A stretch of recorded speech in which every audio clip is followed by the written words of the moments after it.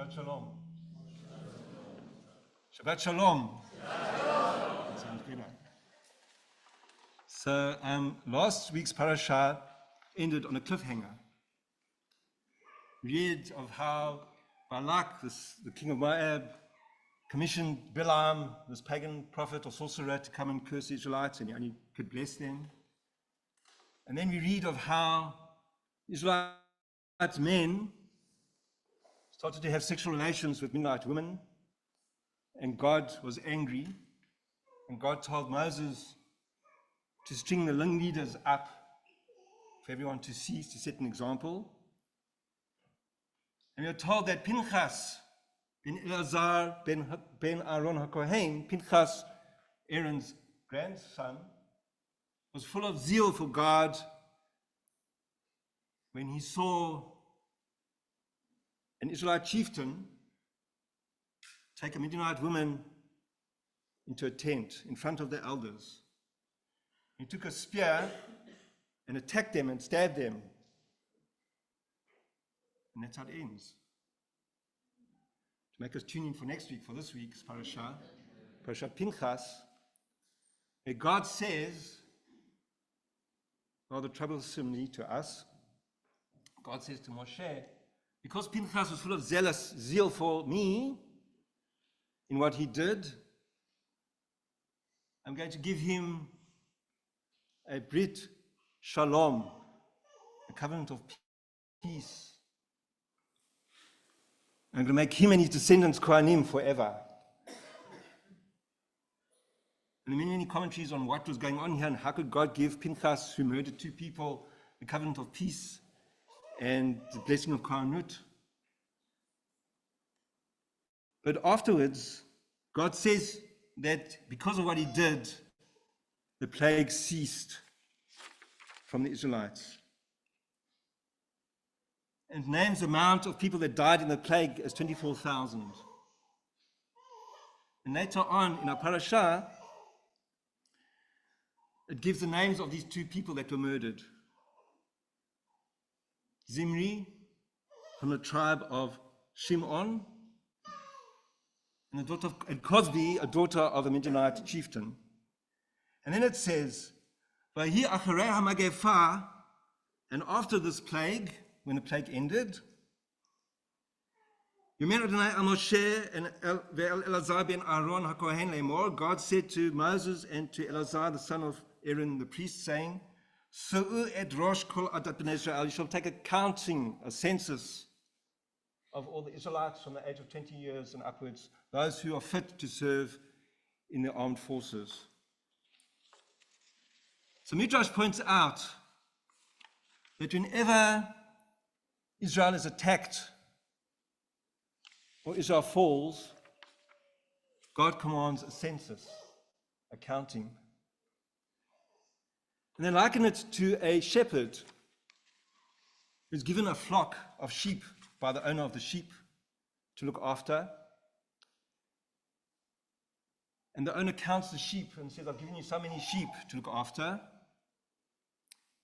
And when the shepherd returns the sheep, they have another counting to see how many sheep are there, how many sheep are left. And especially if the sheep are attacked by a wolf, the shepherd must do a counting to see how many have survived. The Midrash says similarly with God. God tells Moses to take a census once they left Egypt. And after God punishes the Israelites for the sin of golden calf, Moses takes another census.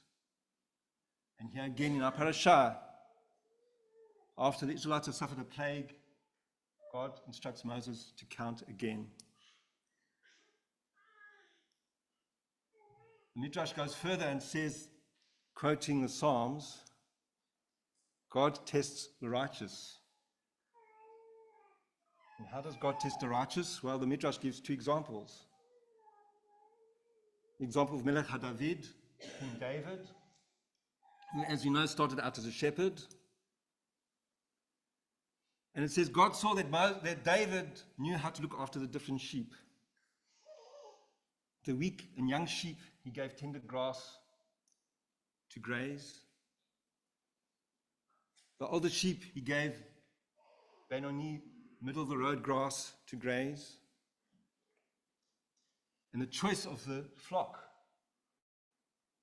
he led to the tough grass pasture to graze. And similarly, when a person needs people, he should lead according to their abilities. So you hold certain people to a higher standard than others. You can't hold everybody to the same standard because it doesn't work that way. And similarly, the Midrash says that God chose Moses to go back to Egypt to feed the Israelite slaves because God observed Moses working with sheep. We know that Moses fled Egypt and he became a shepherd to his father-in-law Jethro. And there's a Midrash that says that one day, after the end of the day, Moses was ready to take the sheep back home, and he counted the sheep and he saw that one was missing. A lamb was missing. So he went to look for the lamb. And he found the lamb in a shelter by a pool of water. The lamb was drinking the water. Moses didn't just chase the lamb back because Moses wanted to go home at the end of the day. He said to the lamb, "I'm sorry, I didn't realize you were thirsty and you were looking for water. You must be tired." Moses picked up the lamb on his shoulder and carried the lamb back home with the rest of the flock. So Moses was a shepherd who knew the frailty of the vulnerable as well as the strength of the strong. And so God chose him to be a shepherd to God's people, to our ancestors. So we learn from this parasha that a good leader is not necessarily someone who's zealous and in a passion of anger slays people in the name of God, but rather a good leader, a appropriate leader, is one who shepherds their flock, who understands the abilities of every person in their flock, in their congregation, in their sports club, in their community, in their society, and he leads them with love and compassion and not violence. Can you hear it, son? Amen.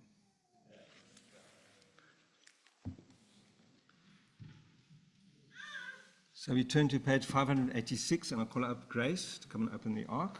And we stand, please.